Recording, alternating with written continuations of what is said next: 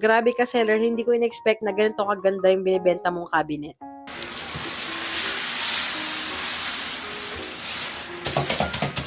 Sa sobrang excited ko, nung dumating sa akin tong order ko na to is binuksan ko kagad para ma-check kung okay ba yung item sa loob ng box. Hindi naman ako binigaw ng seller dahil maayos at secured naman yung item sa loob ng box na to. Meron naman siyang kasamang manual so hindi ka mahihirapan i-assemble.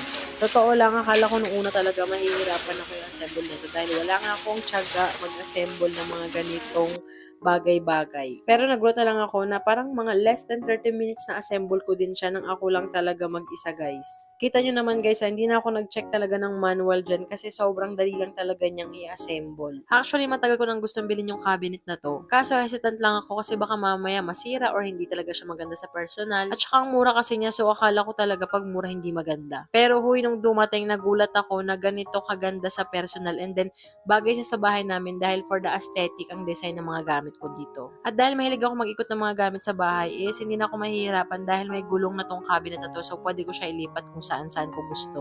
So for reference, 5'4" po yung height ko so mas mataas pa sa akin yung